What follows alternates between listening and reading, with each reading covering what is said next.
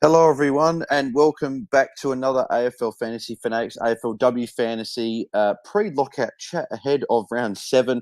Apologies for the little delay. I tried starting the Twitter space, but it wouldn't let me for some reason. It kept saying I couldn't start Twitter space, so had to try and get that sorted. So apologies for that. But we're here. We're ready to preview round 7, so only 4 rounds to go. It's a tricky week, this one. A few forced trades for a few coaches, either through the players being out or for some coaches, there'll be some injuries that the coach has to deal with, like myself with D. Berry, which was fun with Jaden dropping that bomb on the Tuesday Twitter space. That's completely had to shuffle my trades around. But yeah, so we'll get into everything that's happening. I think Mel is jumping. Will be jumping on shortly as well, which would be good. So get Mel to chat through some questions and preview everything. I know Liam's listening in. I think I'm pretty sure he's at work though, so not sure if he's able to jump on today. But mate, if you want to, feel free to jump on whenever you want, mate. But yeah, we'll get stuck into everything. If you've got any questions, if you're watching live on Twitter or YouTube, send through your questions in the live chat on YouTube or the comment section of the space, and we'll get to answering those whenever we can. But just getting through, I guess, the big issues for the week in AFLW fantasy is that I think it's a lot of people's teams are quote unquote complete. That we've got players that are pretty much over, well, close enough to sort of top position. I know that there's a few coaches that, like myself, still got a Ty Smith, and maybe some of the coaches got like another better midfield there instead. A few coaches might have like a Kaufman, Randall, like Ida D. Berry, but someone maybe under 800k in their forward line. But more often than not, defenses are done. Midfields are generally set. Rucks, most people either got Schultz, Edmonds, Morfitt, or Strom. They're like sort of the 4 that people have got. And then the forward lines are also at least 4 of the spots are set, if not 5. So it's pretty much just about maybe sideways swapping. And then for those coaches like myself that have still got a Berry and a Ty Smith, it's probably just about trying to get those players up to like a better player. So I'll start off with the forwards this time because defense, I don't think there's too many issues to really deal with. A lot of people's defenses, I think a lot of us are leaving our defenses alone just because of sort of there's not really the huge ceiling scores there. If you've got like a Priest and Carney, and then you've got maybe 3 defenders that are made up of like Charlotte Thomas, Emma O'Driscoll, Ida Sheeran, Tani Evans, Ella Heads, and Stannett, like those type of defenders, I think we're leaving them sort of there, and we'll look at the midfield and the forward line. So I'll start with the forwards. With Dee Berry being out, I think she was a bit of a popular pick the last couple of weeks. She's only 1% owned, which sort of is a bit surprising. I thought she'd be a little bit more than that. So maybe I'm in the well, am in the minority having to move her on. But a few other coaches have got other players that they want to move on. So just some players that people be targeting. So everyone's got Laura Gardner. Bonnie Too Good is expensive. If you've got the money to get up to her, it's a great buy, averaging 105 this season, 400s in a row, just consistent. Just gets it done every week. So if you can get up to her, that's great. If you don't have her and Kate Hoare, I would probably go Kate Hoare this week just because of the West Coast matchup and the fact that she's 169k cheaper as well, which could come in handy in the future weeks. So I'd go Kate Hoare this week over Bonnie Too Good. But I think both are great options. So I'm not going to sort of begrudge anyone that goes Bonnie Too Good instead. Nina Morrison's there as well. Look, a few more people have got her, I guess, compared to the other 2. But if you don't have Nina Morrison, Geelong got a pretty nice run coming up. She's the cheapest out of those 3. Come off a bit of a poor score, so maybe you could wait 1 week, maybe drop a little bit more cash, but I'd be happy to launch in straight away. Then you've sort of got about a 200k difference between the next. Well, it's about just over 100k difference between the next best, which is Zali Goldsworthy, Nicola Barr, who are 991 and 989k respectively. Both are great options. I think Goldsworthy's probably. It's funny. I feel like she would have the highest ceiling, even though Nicola Barr's high score this season is better than Goldsworthy's high ceiling. So they're probably fairly similar. I don't know.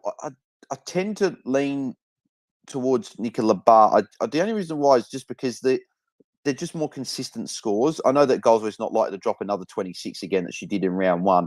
And she does play essentially 100%. Actually, but then again, you take away that 26, she hasn't gone below 70, whereas Nicola Barr's got 2 scores below 70. So it's maybe you go Goldsworthy because she plays 100% time on ground, whereas Nicola Barr plays somewhere around the 80%. So maybe you go Goldsworthy for the more time on ground. It is an incredibly hard decision. I think it'd be pretty split with everyone who were going. It's pretty hard. I did say. See, that's what I mean. Like I'm even tossing up and going back and forth, just answering it now. I'd probably go just to Goldsworthy just because of the 100% time on ground, but it is very, very close.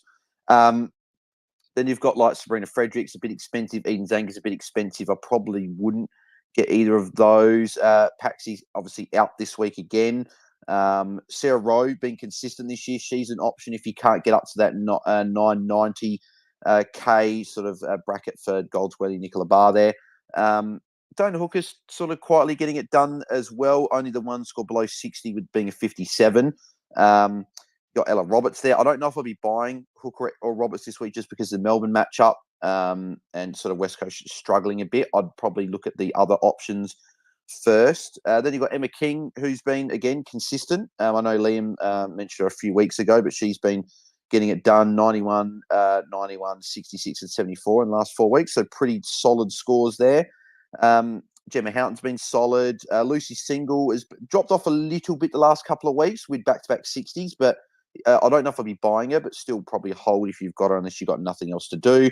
I would like to say Keely Skepper, but just that 40 against Sydney is probably the thing that's making me hesitant. She's got 101, 76, then the 40, then 107. So that 40 is probably what makes me steer away from Keely Skepper. If she didn't have that 40, it'd be very, very interesting. But yeah, I'm not too sure.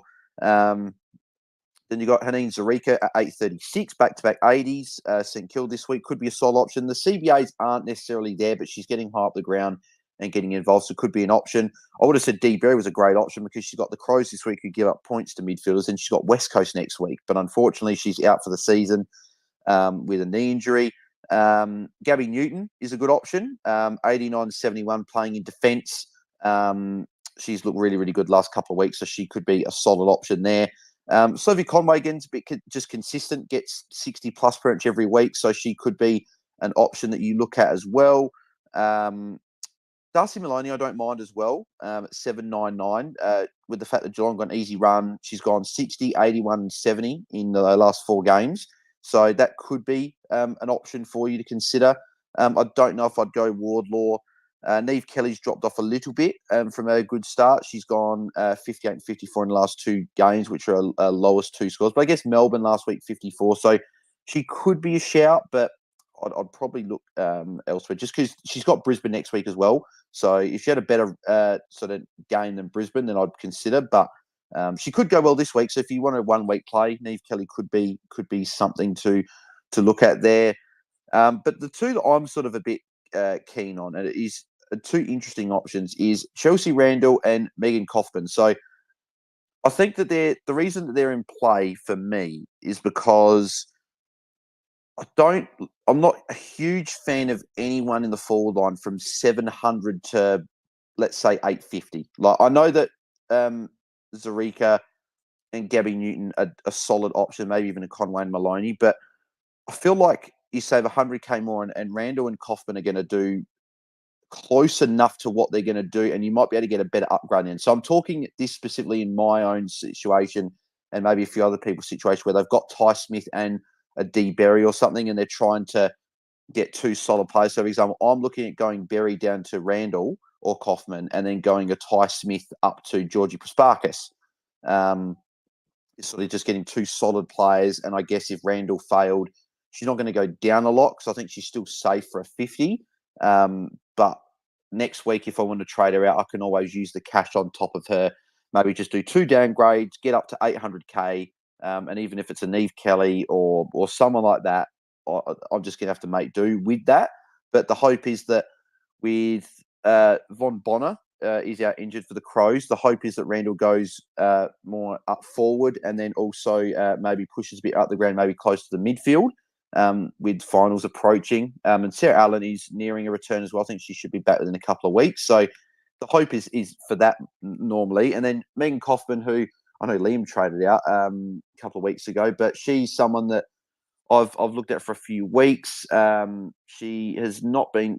Where's she been named? So she's been named in the forward line, but it's sort of just thinking, well, does she play in the midfield a bit more? But I think Randall would be someone I'd be more confident in going, just because I don't know, probably more. It's funny, you're not really certain a role with Randall because sort of anything can happen. But I'm just having a look at their runs. So Freo have got Geelong, then they've got St Kilda, then they've got Melbourne, and then they've got Sydney. So Melbourne's a tough one, but a couple of decent matchups. Then Crows have got Bulldogs, Brisbane, I think North Melbourne, and then they've got West Coast to finish. So yeah, I going on that, I probably prefer Randall out of those two. But yeah, that's just my personal preference. Again, not everyone's probably people might be able to just go up to a Nicola Barrow Goldsworthy, but I feel like for my own situation, I want to go Ty Smith up to a midfielder because let's say Ty Smith drops a 50, I think her break in's about that 70 odd. She drops below 800k. Let's say Georgie Praspas against Frere this week, which I think she could have a pretty good game here. Pumps out a 120. She goes up 100k. All of a sudden, it's like a 500k difference between me getting a close to a top 5 midfielder and getting Ty Smith up. So I think it's just better to go that way instead. So that's just what I'm looking at personally doing anyway. Like Aaron Phillips there, but I wouldn't be targeting Aaron Phillips. I know she got a 62 last week, but we just know she's been a bit downside. I would just rather get a Randall. And I know people are probably going to go, Randall's gone back-to-back 48s. So that's probably a bit of a concern, but sort of the hope is that she goes a bit more further up the ground and can get involved. Bulldogs are a good matchup as well. So I'm probably just banking on the fact that Bulldogs are a good matchup. Go up a fair bit in cash this week. Worst case, I'll trade next week. And yeah, because I need to trade Berry anyway and getting Georgie Prasparkas. I think the only other option I'm looking at is getting a player around the 800k mark in the forward line and then getting a Kirsty Lamb or someone like that in the midfield, which is also something I've considered, but we'll have to see. Anyway, but yeah, they're the forwards. In terms of midfielders, there's a few different price brackets that you're probably looking at. I think a lot of people got Marinoff and Garner, and also Rowbottom's there as well. Rowbottom's actually 1.4 million now. She's only 9k less than Garner, which is pretty crazy. But Rowbottom's just an absolute machine. She's been so good this year. Only one score below 100 and only 2 scores below 121. So that's very, very good. She's been amazing. So they're the top 3. If you haven't got any of those and you can afford them, they're great. Then you've got Hatchard and Riddell are in the 1.3s. They're 2 great options. Riddell's got the Bulldogs. This could be a big score for her, but Riddell's also got Port, so that could be a good. I'd probably go Riddell out of the 2 just because Hatchard's got Brisbane next week, and maybe Kathy Svart goes to her. Does Kathy Svart go to Marinoff? I think she went to Marinoff last year, so that's something to note for next week. But Hatchard I think Hatchard and Riddell are pretty much top 5 mids. Or top 6 if you want to maybe chuck someone else in. But they're both very good options. I'd go Riddell just over Hatchard, but that's just purely because of Brisbane next week. If Hatchard didn't have Brisbane, I'd go her. But then again, she can score well in any matchup. So if you are not fussed about the Brisbane matchup, you could go Hatchard just because she's got that West Coast matchup in the final round. Ali Anderson, I wouldn't get her this week, but next week is a good option. She's got Lucy Single this week. I'd imagine I can't see her not tagging Ali Anderson, so I wouldn't go her this week. Batesy's been good, been solid. Same with Mandy Prasparkas, are solid options. Elise Parker, Ellie Blackburn, Mon Conti. They're all sort of really, they're within 20k of each other. With Mon Conti being at 1.185 and Bates being 1.203. So all of them are great options. I think I'll still go Elise Parker out of all of them, just with the solid run for GWS coming up in the last few weeks. She's got, I think there's a tag at some point. It might be Gold Coast in like round 9 or something for Elise Parker. So I don't know if that would swerve your way, but I'd still go Elise Parker for at least a couple of weeks, and then you can deal with that potential tag in a few weeks.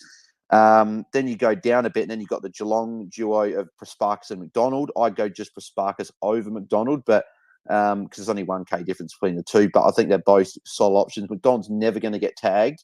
So if you want someone that's tag-free, McDonald could be the play. I just think Prasparkas has been she's been solid without being probably close enough to those sort of top couple of midfielders.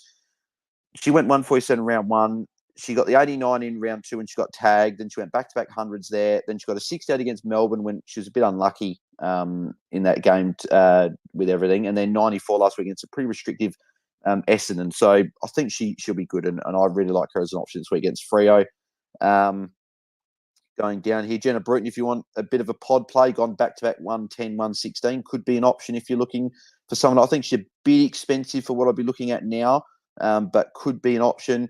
Then you've got, still can't believe Izzy Pritchard got managed. I don't understand that. But anyway, I don't mind too Lucas Rod. I know she hasn't been consistent, but 115 last week. If you can't afford much else, I don't mind her. I would almost prefer a Tyler Hanks, I've heard, like with the West Coast matchup to maybe exploit that. That could be a bit of a pod play. And Kirsty Lamb's also the other one that I don't mind as the cheapest one with Adelaide and West Coast in back-to-back weeks. Could make a bit of cash, and then you can look to upgrade her in a couple of weeks. So that's the other option that is solid. So, yeah, they're the option. Then the rucks is pretty much just, it's pretty much the four that we're looking at. It's if you can go up to the top and go Morfitt, you've got her. Then you've also got the Carlton duo, Bree Moody and Jess Good. I'd prefer, though, to go Edmund Strom or keep Schultz, I think, just because you just don't know which Carlton ruck is going to be the best one in week after week. Here we go. So Mel is here. I'm just going to invite her to jump on.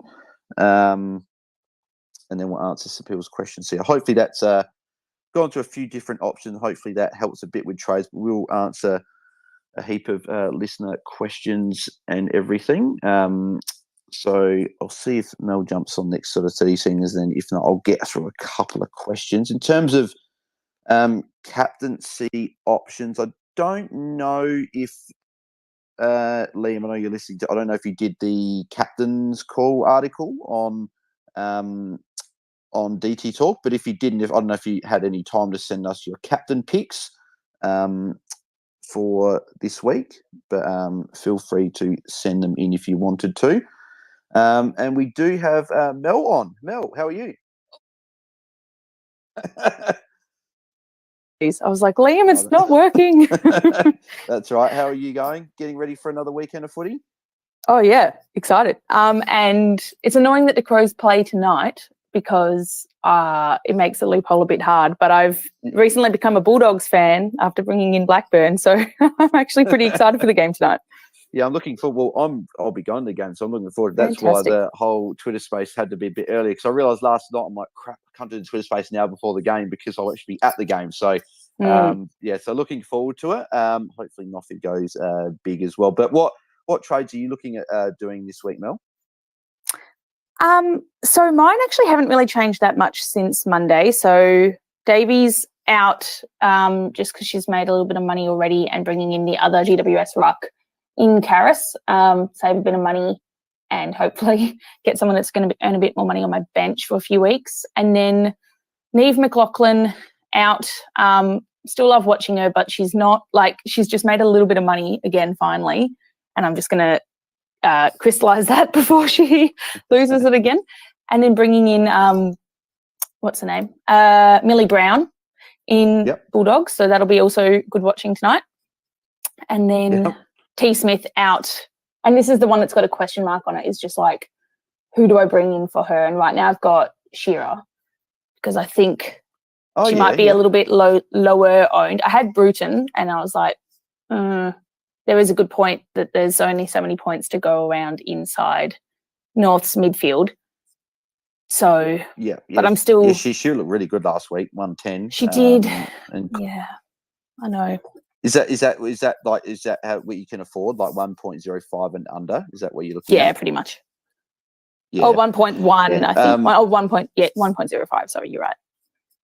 Yeah. I like Shearer. She looked really good last week, and I think she'd have a low break even. I don't know exactly what her break even would be, but after a 110, I imagine it'd be pretty low.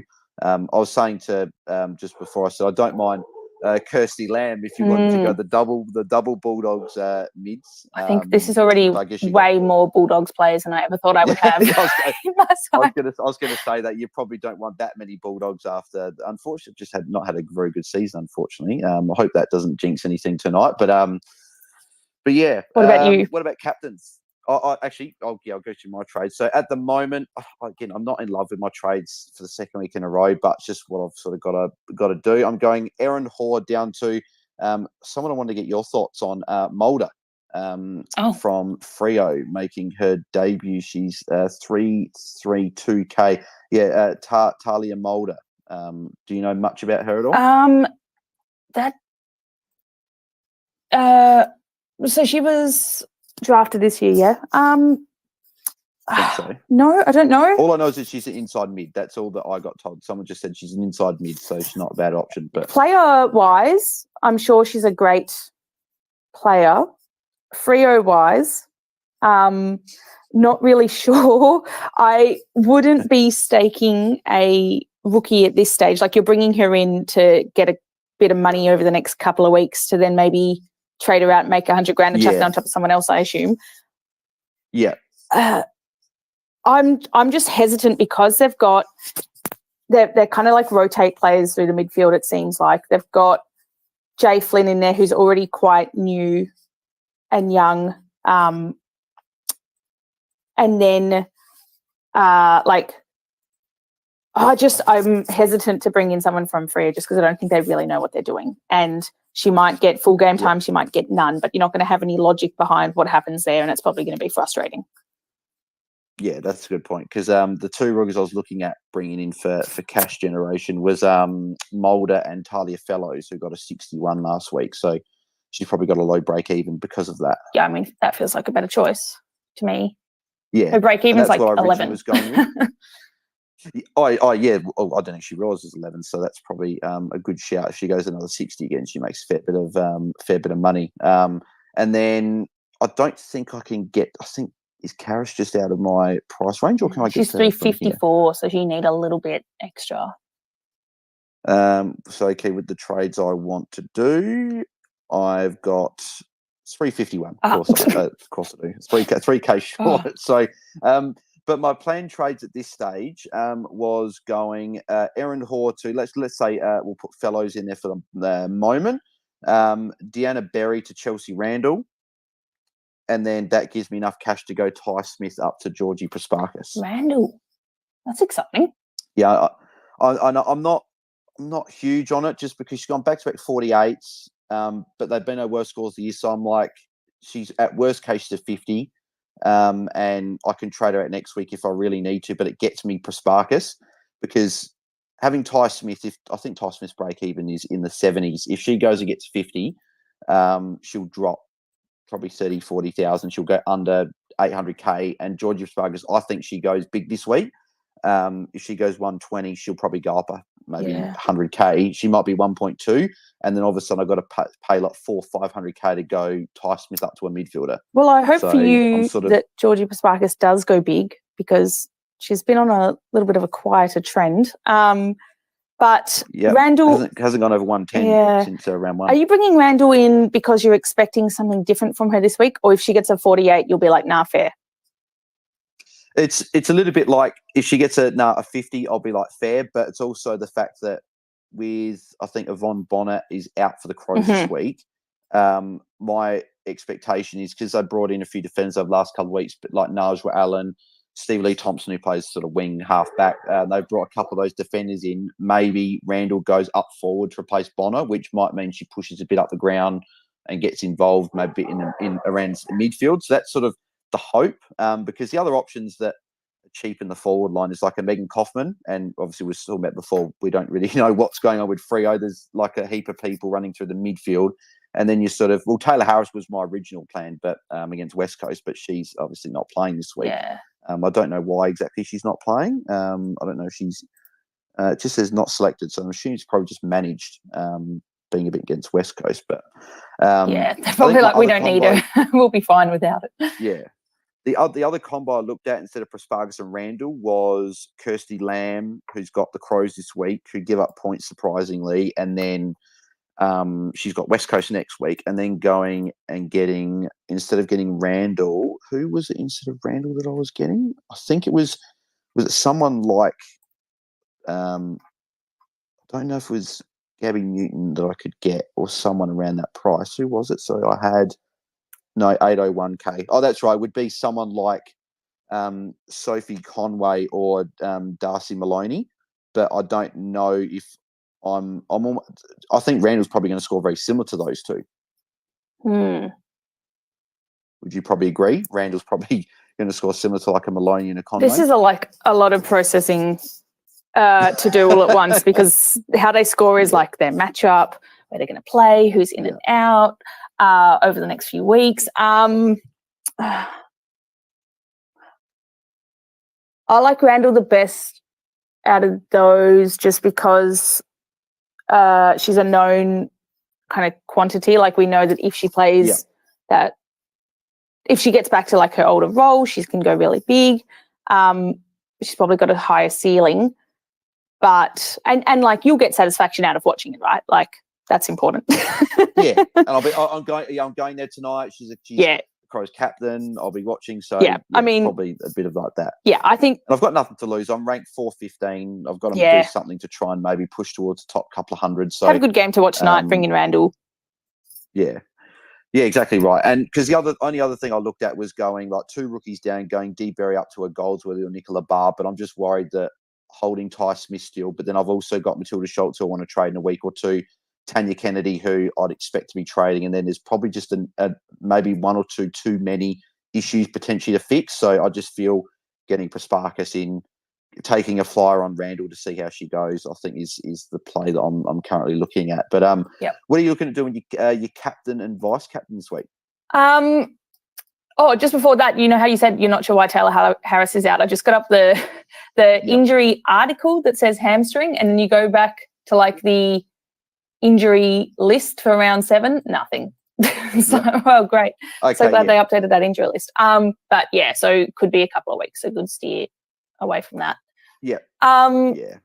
So I'm thinking this is my second week loopholing, so I was just putting some dedicated thinking towards this early, make sure I get it right. Noffy is playing tonight, so she gets the VC, and then right now the C's on Garner. I don't really have a lot of other contenders other than maybe Gardiner. Against Hawk, Yeah. I don't know. Gardiner feels risky, but like it really worked for Liam last week or the week before. Probably just Garner again. I don't know. What about you? Yeah. I'm the exact same at this stage. I think you'd be silly not to put the VC on Noffy tonight. Yeah, I think it's one of those ones that a lot of people are saying, "Oh, do we go against it because everyone's going to go Marinoff?" I think it's just that play that just don't overthink it. Don't overthink it. Just go. I think the only other person I'd consider VC tonight would be maybe Hatchard, just because I don't expect her to get any attention. But that would be a bit of a risky play because we know Marinoff can go 170, which she did. So, and then the Bulldogs are a good matchup, so it's almost too risky to go against Marinoff. One score below 112 this year, and that was a tag, and then the only other one below 124 was that 112 in round 1. So she's just shown that she's got an incredible ceiling there. Yeah, I've looked at Gardner as well, and I don't hate the idea of going Georgie Prasparkas captain this week. I probably wouldn't, but I don't know what your thoughts are. Wow, you're really doubling down on her then. Yeah, I think she goes big I think she goes 120 this week. That's my prediction. That's why I'm probably happy to get Randall. So if Georgie Prasparkas goes 90 and Randall goes 40, then I'm screwed. But based on what? I do think she has. Like, where do you think on the scoreboard her points are coming from to get the 120? Sorry to answer hard questions. Oh, no, that's right. No, that's all right. I think she just gets like a lot of the ball against Freo, because I think a lot of people are running through the Freo midfield. I don't anticipate her getting a tag per se. Maybe someone just looks at her at stoppage, but I could see Prasparkas getting a few marks around the ground and maybe kicking a goal or two. I just think could be a game where she doesn't go like 15 tackles, but she goes like 25 touches, maybe 5 marks, 7 or 8 tackles, and maybe a goal. And that sort of might equate to a 120 odd score. I just think she'd be solid across the board. Yeah. That's just my thinking. And maybe that's probably hopeful because I'm bringing her in.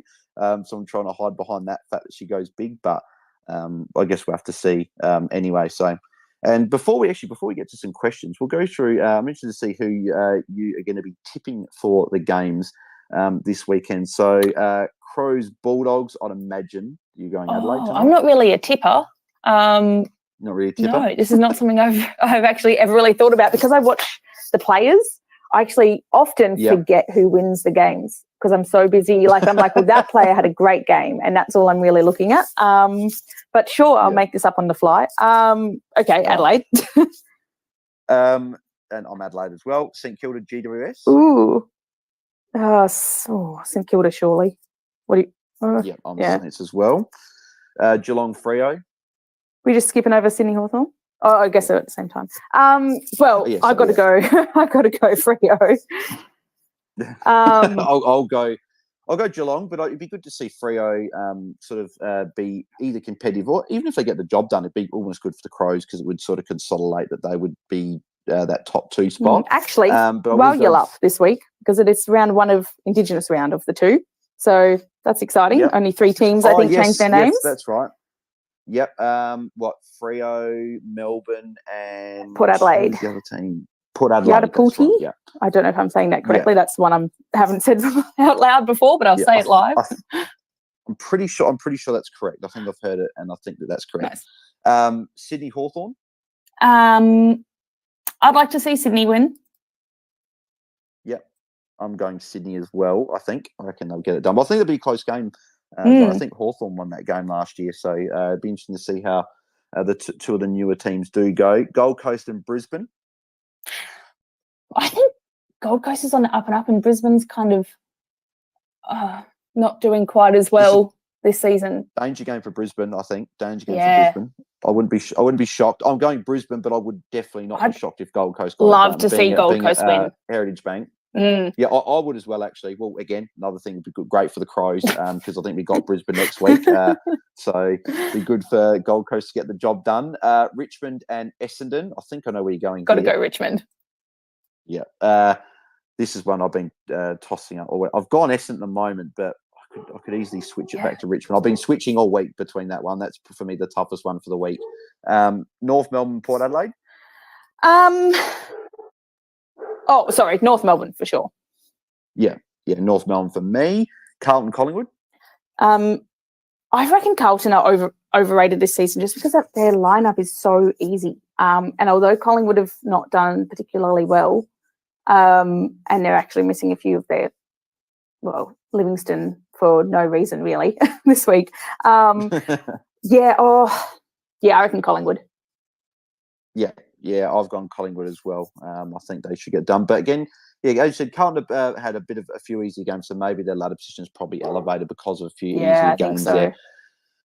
And then West Coast, Melbourne, I know we're both going to be going at Melbourne. It's going to be numb. There's absolutely no way West Coast even competitive in this game. It's going to be kind of funny to watch as a Freo supporter. I think I saw the odds for the game or something like that was something ridiculous. I think it was like $1 to like $17. So that's it's kind of tempting just to put like a tenner on it. You're like, if they win.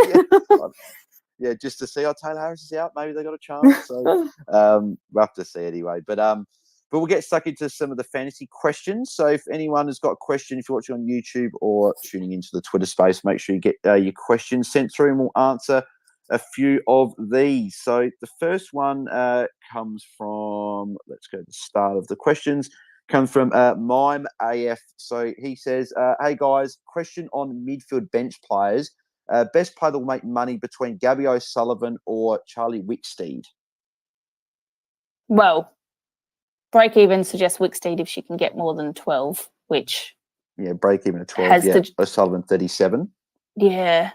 I feel bad steering people away from my own team, but Wicksteed has shown that she can have that role and like be given the airtime and do pretty well when she gets it. And they're playing in a tight game against Essendon. So I imagine that maybe that'll be bad because Richmond will just want their best players on the ball. But then again, sort of had so many injuries. So yeah, she'll probably, I would go Wicksteed. That was a live train of thought. Sorry. Yeah, that's all right. That's all good. I'd go Wicksteed as well. So O'Sullivan only got 17 last week and she's played pure forward up the ground. Geelong do sort of control the ball a lot in their forward half. So I don't think she'll put up a very good score this week. And if she does, I think Will said it a couple of nights ago on the Twitter space. He said if O'Sullivan goes well, she'll still be below 500k, and you can jump on her then. I think Wicksteed's got the low break even, and I think she'll have a solid game. So I'd be going Wicksteed there, and she's a little bit more expensive, but I think it would be worth it. Leo Beveridge says his trades at this stage, he's going Malloy to Kate Hoare, Matilda Schultz to Ellie Moore. Oh, hang on. I don't know if he's asking which one of these trades to do, or if he's got 3 trades, but he's saying or. So I'm assuming you can only do one of these. So Malloy to Hoare is one, Schultz to Morfitt, or Dowrick to Hatchard. So I guess we'll probably rank the 3 trades in terms of what you would rather do. So what would you rather do? Would you rather go Malloy to Hoare or Schultz to Morfitt? Which one of the 2? That's really tricky. I'm going to go Malloy to Hoare, just because even though, the guys were explaining on Monday or so why Malloy's got a good run, I think Hoare, with having, what's her name, Harris out for, I don't know, who knows how long, she's got more scoring potential, like literally goals. So I think Hoare could be in for a big couple of weeks. Where Schultz to Morfitt, there's a lot of extra money needed there. I just, is the money worth the points addition? I'm not sure. Yeah, I think the money's actually pretty similar, Really? actually, looking at it. I think Malloy's 809 and Kate Hoare is 1.13. Schultz is 785 and Morfitt is 1.14. So it's essentially the same amount of money, which is actually surprising. I thought Malloy to Hoare was a lot closer, but because Malloy dropped a little bit again this week. So dropped 149k this week. This year, Malloy. So yeah. I think I only lean Schultz to Morfitt just because I think Malloy against Hawks could go okay, whereas I think Hoare, I don't know, I feel like Melbourne are going to have a lot of players score between 70 and 100. I don't know if there's going to be a lot of people that go 130 plus, but who knows? I think both of them are you're getting an upgrade, I think, because both have got solid matchups. But would you do Dowrick to Hatchard over those 2 trades? I think if you've got Dowrick, you traded her in not that long ago. Yeah, it would have been a couple of weeks ago. Yeah, and probably the reasons you trade her in are still there. Hatchard, someone might get a bit of a tag or attention tonight. Could have been got Brisbane next week as well. I wouldn't do the Dowrick to Hatchard trade at all. I would only do Dowrick up if you've got everything else sorted. I think Dowrick's probably a luxury trade. Like if you've got like the top forwards, top defenders, you got the ruck sword, I think then you could maybe look at Dowrick. It's a bit like going Benici up to a midfielder. I don't know. Actually, is Benici playing? I know that she was on the extended bench. That hasn't actually been announced yet. So it'd be interesting to see if she gets named. But if she wasn't named, then obviously it wouldn't be you'd trade Benici out. But I think Dowrick's got North Melbourne this week. Then she's got Gold Coast, where she won't be tagged, so that'll be okay. Then she's got Hawthorn, and then finishes off with GOS, which you probably traded before round 10 anyway. But she's got a couple of decent matchups coming up, and who knows? Next week, Gold Coast for Port. Dowrick could be pretty close to Hatchard, who's got Brisbane. So, and it's 300k difference between the 2. So I don't know if you're getting a huge upgrade, but yeah, I think one of the other 2, Malloy to Hoare or Schultz to Morfitt, Leo, are probably what we'd probably do out of those 2. I think it's a difficult one because they're very, very similar in terms of what you need. Tim's got this one. Thoughts on these trades? So he's going Ella Heads to Gab Pound, Erin Hoare to Wilstra, and Ty Smith to Tilly Lucas Rod. So Wilstra will just be brought in for a red dot loophole. Tim, if you're bringing in a red dot loophole, I would be getting Murphy from Brisbane, Courtney Murphy. She's not going to play with Talia Hickey being the main ruck. So I'd be going Murphy if you're getting a red dot ruck, which I'm assuming you're doing. But what were your thoughts on Heads to Pound and Ty Smith to Lucas Rod? I actually like Heads. After a journey of not wanting to have her in my side and then being like, okay, she can stay.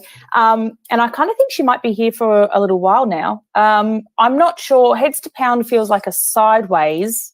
And Peterson's back as well. And Peterson's back, yeah. That I wouldn't really be doing like that. To me is not a no-brainer sideways trade unless it's for money purposes. I don't. Yeah, it's not that much difference. It's 734. only about Yeah. what actually? What is Pounds what's the difference between the 734 two? and heads is 767. So it really is a sideways. If you've got someone, I'd rather just if you've got someone on your bench that's 360, I'll just go down to 300k and get the extra 30k. Maybe you can get maybe Amy McDonald over Lucas Rod. Maybe if you're looking at someone instead of Lucas Rod or someone. But what were your thoughts on to Lucas Rod? Had a good game last week, 115.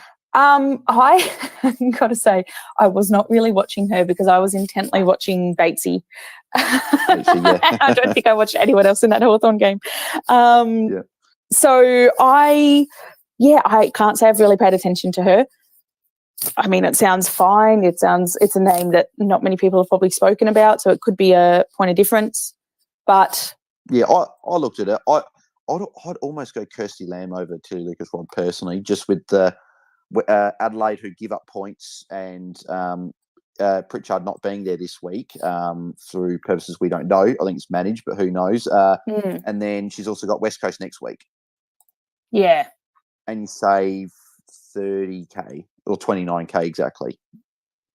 Yeah, so there's a lot of those players in that just around that million mark that could be solid. Like you've got Greg and Grace Egan at 1.048. You've got obviously Shearer, who you spoke about. You've got Lucas Rod. Then you've got Purcell and Hanks, who've got West Coast this week. And then you've got Kirsty Lamb, who are all within sort of 70k of each other. So I think that they're all speculative picks that you're sort of hoping one pops off for a 110. But have you got a favourite, I guess, in that bracket? Is Shearer the favourite out of those? I will just add on the Tilly Lucas Rod thing. She's not like a predominantly tackle scorer, but from what I can see, her biggest scores, where she's 100 plus, have had a pretty good number of tackles in them, if not something on the scoreboard as well. 9, yeah. And do we think that Sydney are going to have the ball enough to be tackled when you've also kind of got 3 players to share the tackles between? I'm not sure. Like maybe she could get points via scoring.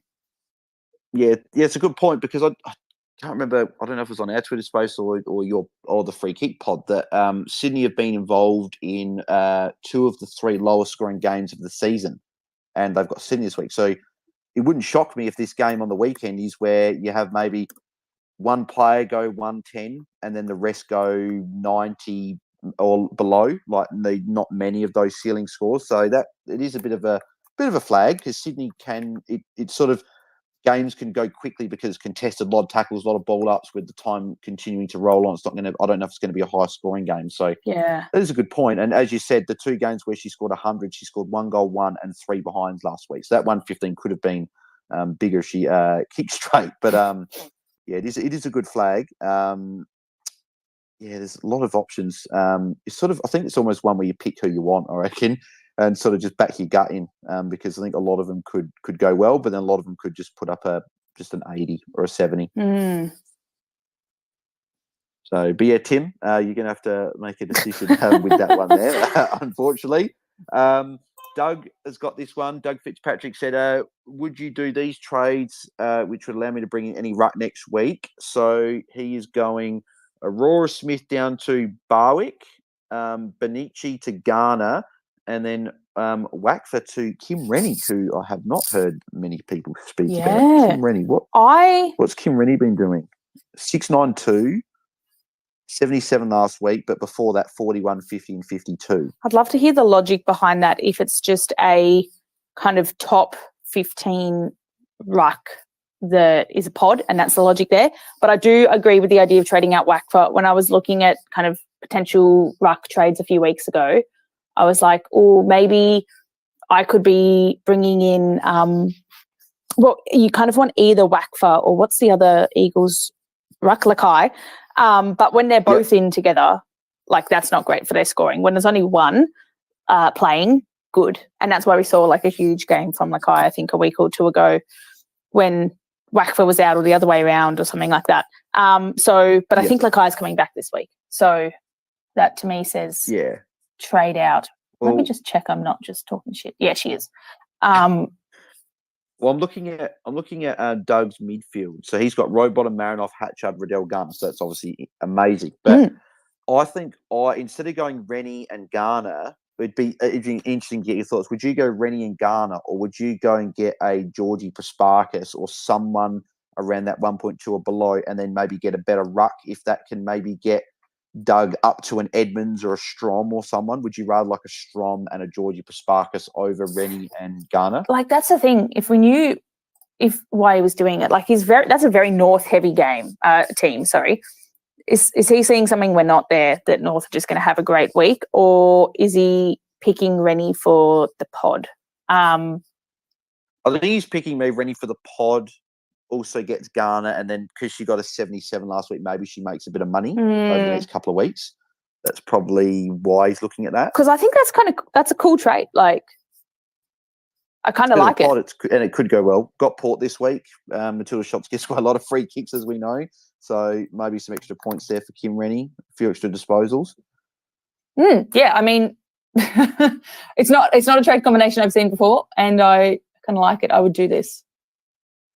I guess I reckon because Doug's got Garner captain at the moment. If you're going Garner captain, Doug, I think I'd stick with the Rennie and Garner. But if you've got another option, you're looking at going captain instead, you could look at a Georgie Prasparkas or someone like that, Georgie Prasparkas, at least Parker, someone like that's in that 1.2 or below, and then go a better ruck if you want to do that. But I think both are solid. I don't mind Kim Rennie as an option, sharing the ruck there. Before we go to the next one, I just want to say quickly, I have just sat here in absolute panic being like, I'm pretty sure Tilly Lucas Rod goes by they, them, and I've just been saying she for like 5 minutes straight on a recording. So I'd just like to apologise for getting that wrong, and correct myself, and then we won't do it again. That's all good. I may have done as well, so I apologise as well if I did do that. What do we got here? Next question is from Tim Hendry. He says, hey guys, Edmonds or Strom this week? Both look like they have reasonable runs upcoming. So are you saving the money and going Strom, or are you going Alice Edmonds, who is actually the last 2 weeks played 100% game time? I think either are good. Did you say saving the money? Is one of these more expensive? So Strom is 40k cheaper than Edmonds. Oh, I mean, that's not... And it's mainly due to scoring a 57 in round 3 and then not going huge after that. She went 84, 73, 84. So she slowly dropped a little bit. So I think this is probably the lowest point you're going to be able to get her, I think. Yeah, I do like the idea of Strom and jumping on her while she still has money to make. What I can't answer immediately in my head is, who does Edmonds share the hit-outs with? Moody, who's out for the season. Yes, that's right. So Edmonds has got the Crows. That's obviously the McKinnon, Gould, and Jess Allen sort of trio that share the ruck there. Then she's got Sydney. Morfitt obviously is a good matchup for rucks. Then she's got West Coast, good matchup for rucks. Then she's got the North Melbourne duo in the final round, whereas Strom has got Geelong this week. So Erin Hoare, who I think has been a little bit tougher, but I still think Strom will do well against Erin Hoare there. St Kilda, so that's McKinnon and Nolder / Wardlaw. Then Melbourne, so that's Lauren Pearce, and then Strom finishes off with Sydney, so Morpheus, so Somo. So they've got sort of all right runs. I think I only lean to Edmonds just because the fact that Moody's out and she'll be the number one ruck. Whereas doesn't Anya Tai still a few ruck contests in each game? Some, but I think they can't really afford to have Tai taking hit-outs anymore because of her height. She either goes forwards to get goals or back to be like that tall defensive player there.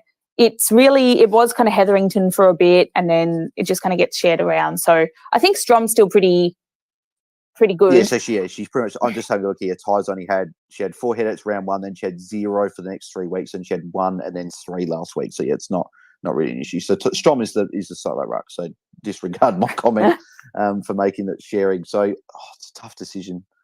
Yeah, I think maybe you hide behind the fact you save money. I don't know. I actually just finally, it took me this whole time to get it up, but Brianna McFarlane, who is a name that doesn't sound immediately familiar to me, has had like a quarter of the hit outs, right, contests Oh, yeah. last game. Yep. And kind of like a quarter the week before that as well. So that's probably just to almost contradict where this started. Alice Simmons might be the one that gets the lower percentage. Yeah. I don't know. I think pick the player you want to watch more. Like, yeah, I think that's probably where you split it because then on the other side, Edmonds has played 100% game time in the last 2 weeks as well. So it's like, and that's been since Celine Moody's been out as well. So that seems like she'll ruck, and then if she does rest, she'll be up forward. So she could kick a few goals in games. True. Yeah, I think, as you said, I think go the one that you want to watch the most, or save the money. It's a tough decision. Next, we'll go. Oliver says, "Hello, are you doing BBL Fantasy when it starts?" I think so. I'll be doing it. I might be doing content, but I think we've still got.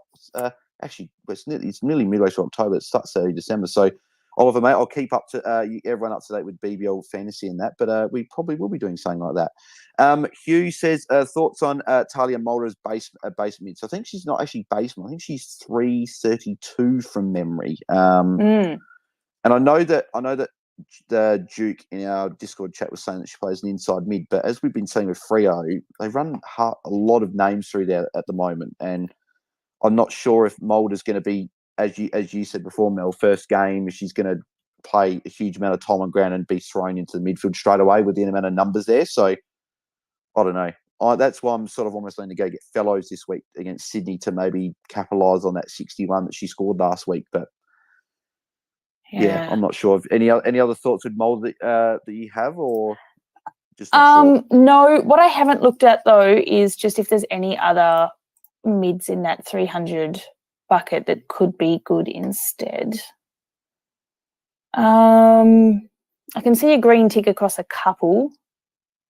You got Lauren Caruso, who looks like making a debut, I think, for Richmond. Barwick, who played last week, only scored the 20. Oh no, we've got Cody Jacks or Cody Jarks. I can't remember how to pronounce it. I just know I keep getting it wrong. You've got Montana Berrelds, and I don't know, she scored 28, 13, 16, so probably not the pick you want to be going for. It's slim pickings, unfortunately. I know that if you can afford 385, I know that Caruthers was sort of a few people saying from the Dogs might get a little bit more mid-time with Pritchard out this week. So maybe you could take a chance on that. But I think it's probably, if you're looking for a midfield, it's probably Mulder, or you're probably just saving money and taking a chance on maybe Lauren Caruso or a Renee Tierney or Tani. I'm not exactly sure how you pronounce the last name. Don't know if Liam knows. Well, Liam would know a lot about it being an Eston player. So, Liam, if you know much about it, let us know. I don't actually know. It's like slim pickings. Maybe you go Mulder. I don't know. It's tough. Yep. Unfortunately, with rookies at this time of year, it's not like the start of the year we get these rookies that come in and go very, very well. It's sort of a bit more slim pickings at the moment. I think, just from a resources perspective, if I'm thinking about bringing in a rookie, given that we're going into round 7, I want them to stay for probably 2 weeks.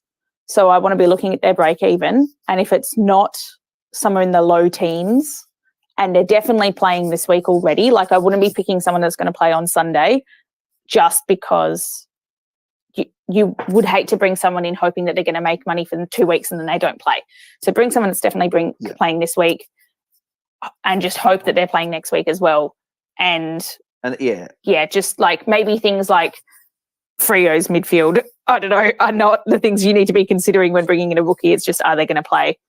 And that's part of the reason I'm looking at Fellows, because she's got that low break even after getting 61 last week. And she's got Sydney this week, solid enough matchup. She goes and gets another 50. That'll put her at over 400k, and then all of a sudden you've got 100k sitting there you could downgrade. That's part of the reason I'm going her this week. And I guess you can look at Mulder, and if she goes all right, then you can bring her in next week. But I think she'll play a low game time, I think. I have fresh information from Liam. It's Tierney. Yep. Tierney. Okay. Yeah. There you go. Did he say much about her? Nope. And if she's that's all I got. But yeah, so maybe you go Mulder if you need a mid, and maybe it is like a Fellows, or I think is if you've got a utilities, it probably Karras out of all of them. Then if you're looking at someone.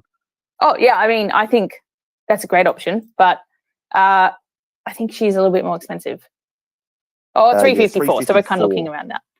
Yeah, and I mean, you've got literally doing a ruck swap, like a rookie ruck for a rookie ruck. That's awesome. Same team, lower price. Like, I reckon that's going to be a great trade. Well, I'm hoping it's going to be a great trade. Yeah, I think it will. And I would get Karras over Fellows, but I'm 3K short. So unfortunately, I can't do it. Jeremy Choi says, hey guys, would you go so he's got D Berry and Pritchard bullets this week. Bloody hell, that's rough. That's rough. 2 pods and you've got to trade them both. He's going out to Tilly Lucas, Rod and Nicola Barr, or Georgie Prasparkas and Sarah Rowe. I like the second one. Sarah Rowe's 50th game or something this week. So that's something. Yep, 50. So who was it? Sorry, Sarah Rowe and Sarah Rowe and Georgie Prasparkas as a combo, or Lucas Rod and Nicola Barr. I think it's Prasparkas and Rowe for me. Yeah. I know Nicola Barr's good, but I think Prasparkas and Lucas Rod. I think Prasparkas is. I still think she's close to a top 5 mid. I think she's just outside, and I think Lucas Rod is a little bit away, I think. Yeah, and I think Sarah Rowe's one of those players that we've been watching sit just outside the top 5 scoring forwards for a while now.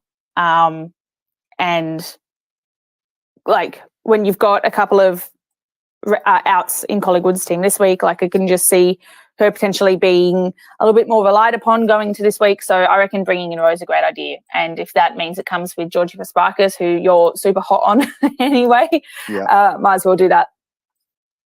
Yeah, like Rowe's been so consistent. Like, hasn't scored below 67 all season, and got an 86 last week against a tough matchup in Brisbane. So yeah, I think she's a very good pod as well. Actually, what's her? Yeah, I just looked at that up. She's current like 7.4 in the top 1,000. So it's not like super specky, but it's specky enough for someone that's been pretty consistently a high averaging player. And where is she literally in terms of position forward? Average points. She's currently 6th for average points and a little bit down the line for like averages last 3 games. So she's had a couple of quieter ones. Oh, actually, no. It's just that she had that 105 in round 2. Sorry, you go. Yeah. And then I was going to say, but if you're looking at even average points, there's only half a point in terms of average per game between Rowe and Nicola Barr. But if you look at Prasparkas and Lucas Rod, Prasparkas averaging 101 for the year, obviously helped out by that round 1 game, but then 2 Lucas Rods all the way down to 85. So if you're going based on average numbers, it's clearly, Rowe and Georgie. So I think that's the option as well. So I'd do that. I think we'd go there, Jeremy. Although I'll throw in there, Zrika is very lowly owned still, and getting around, if you look at just those last 3 round averages, she's on about 74, where you've got like a Row on about 77 for 80 grand or so cheaper. You might be able to get maybe someone like Elise Parker and whatever instead. So if you maybe wanted you could go Parker and Zrika, you could go double Giants or something like that if you wanted to, or get or Bates or Maddie Prasparkas if you want to go something a bit unique as well. Could be something to look at there, Jeremy. So you could play around with a few different combos there, because Zrika has looked good last couple of weeks with back-to-back 80s. So Q says, also Tom let Benici go, thinking of going her up to Hatchard. I feel like we saw, oh no, that was someone else to Hatchard before. Benici to Hatchard. Darren, I think if Benici's playing, I think if you've got other issues, I'd almost fix them first, because I think someone said Benici's got a good run coming up. I think they've got Carlton this week, which is solid. Then they got Geelong a little bit sort of iffy but okay. Sydney, then Richmond. So it's not a bad run. I think she's out. I think obviously you have to trade, but yeah. So they've got it as like from the article that they had out the other day, rib injury, race against time to see if she's playing on Sunday. To me, that's a very risky trade and a lot of money to be putting that you won't know until. Oh wait, will you know tonight?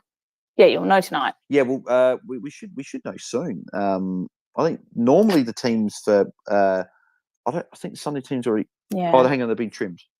I know that. Actually, no, the team's been announced. Okay, they do get announced the same time as the men's on the Friday when they get trimmed. So we'll be able to quickly go through those actually now. So North and Port. So the players have been trimmed.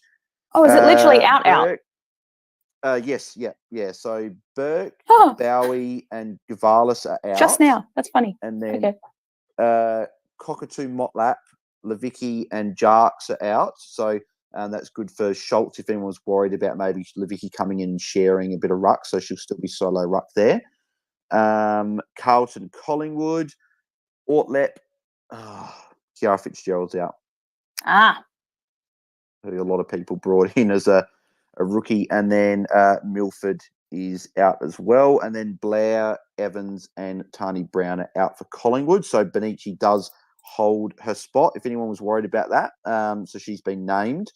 And then West Coast and Melbourne, or NAM, is Humphreys, Segenary, and Elkington are out for West Coast, and then Gow, Johnson, and Taylor are out for Melbourne. So no huge changes there. So I guess the one is Benici being named and Fitzgerald being out, which is frustrating. So I was hoping she'd make a bit more cash this week, being at 426, but I can't do anything with her this week because there's no real defender options I want to bring in, and I wouldn't be able to do the trades I want to do anyway. So, but yeah, you don't have Benici? I'm not sure if I'm looking at the same thing as you. What? Maybe mine hasn't updated. Did you just say Harris was out? I mean, who did you say was out for? Kiara Fitzgerald for Melbourne? Carlton. For Carlton. Oh yeah, but who did you say was out for Melbourne? Well, there's no one really out for Melbourne from the trim squad. Yeah, it was just Gow, Johnson, and Taylor who didn't play last week. So I see. Nothing too much there. Yeah. Okay. Cool. No, sorry, I'm a bit slow. No, I don't have Benici. I traded her 2 weeks ago, I think, for last week for Ellie Blackburn. Yeah, great trade. Yeah, I was so happy when you brought in Blackburn because I wanted to get her in instead of Dowrick, but I just couldn't quite afford it with the trades I was doing. Actually, funny enough, forcing myself to get Fitzgerald because I was worried about missing out on that cash gen meant I couldn't get Blackburn over Dowrick. If I went a cheaper rookie instead of Fitzgerald, like a Wicksteed, I could have gone Wicksteed and Blackburn, which would have been amazing trades. So I would have had a player making money and a player that scored 30 more points last week. Instead, I went Fitzgerald, who is now dropped, and Dowrick, who scored 30 points less than Blackburn. So, well, I've got to say, good for you for reading that news live on air and reacting so politely. Just seeing that admitted, I would have been a lot angrier than that. Yeah. I guess if she was on my field, I'd be. I think it's at that point where it's like I already had D-Berry out. My plans sort of for the week got ruined anyway. So it's like, oh well, what else can go? Yeah. What else could come? So, yeah. But no, this is. I've had a few things. Well, I had a few things go against me this year, like trading Kate Hoare in round 2 after she scored an 142. The week I traded her out with an 84-point first quarter. I did not watch that game at all. I couldn't for my mental health. I could not watch that game. Gosh. But yeah, the fun part of fantasy is everything going wrong. Hey, I might actually jump off pretty soon. Do we have that many more questions? I was only going to say I might even go for only a couple more minutes because I've got to head off for the game as well. So it's actually perfect timing you said that. So I think we've got a couple more questions here, and then I think we'll be done. It's probably 2-3 minutes, I reckon. Ben Hayes says, Georgie Prasparkas or Jenna Bruton? Well, I know what you're going to say. Good point before. Yeah, well, I think I'll go Prasparkas because I think your point as well from before. I think you said that I don't think that Bruton, Riddell, and Garner are all going to be able to go at 100 plus every week. Yeah, there was something. I mean, we've got the market share now on DFS. I was something in there. I don't have it in front of me exactly right now. I can't remember what my point was, but it was just a little bit of a concern around there. Okay, yes, right. So she had almost about 9% market share last week, but Garner, we know, had a particularly lower game in terms of scoring, and Riddell had a really big one. So when you look at that, you've got 3 players in North that have got more than 8% market share, and it kind of shuffles around each week. It's just North are a very good side, but it just feels a little bit risky because when you looked before, say, round 2 and 3, there was only kind of 2 players that's being shared between, and now it's being shared between 3. So do North want to maybe focus attention on just 2 main players in that kind of midfield area going forward, in which case is it Bruton that gets the cut because it's not going to be Garner, it's not going to be Riddell? Yeah, I think she would probably be the one that gets the less if not all 3 go big. And I think when you look at Geelong, I think if Geelong are winning, I think when they've got Freo, Collingwood, Richmond and Hawthorn, I think Richmond's the only game that could be a bit close, but the other 3 I think Geelong win. And when Geelong normally win, that's when Prasparkas normally scores pretty well. And I think she's going to be the one that her and McDonald are going to dominate. Sort of, if they're winning, they're going to be the ones that score the points. So I think it is Georgie Prasparkas between the 2. But Ben said that he's going Postlethwaite down to 300k rookie, Gunjaka up to O'Driscoll, and Benici to Georgie Prasparkas, which I'm a big fan of those trades there. Yep, sounds good. And Gunjaka is funny with you and Will. That was good. Oh, I love that. That's so good. Couple more here. Kame L the Penguin says best defender option under 340k. Well, unfortunately, mate, there's slim pickings. There's not much. I think the only one that I really looked at was Ella Friend, but she's got because she's got a 40 last week, but there's not really much else that you could be looking at 300. So if you're looking at 300, maybe it's her. Under 340. Sure. That's very specific. Yeah.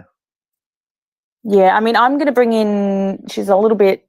Actually, Millie Brown. Actually, Millie Brown could be. Yeah, 323. Actually, she's probably a better pick, especially Adelaide will probably be back there a bit, so meaning she might get a bit of the ball. Yeah. She took some kickouts as well, I think. Yeah, and I think just break-even wise, she's only got 1 game on her where she got a 30 whatever, where the break-even that you come in with is, I think it's 21 or 27 or something. So it just means that there's going to be less pressure compared to someone like a Friend who's got a few weeks in there. I haven't exactly checked what the break-evens are, but I don't know. I feel like she could be a good one. Yeah, I agree. I think Millie Brown's probably the pick, actually, now that we say that under 340. So, yeah, I'd be going for that one there. Miles Edwards, Charlotte Thomas or Belinda Smith? Oh. I'm Thomas, I think. Maybe that's because I got her.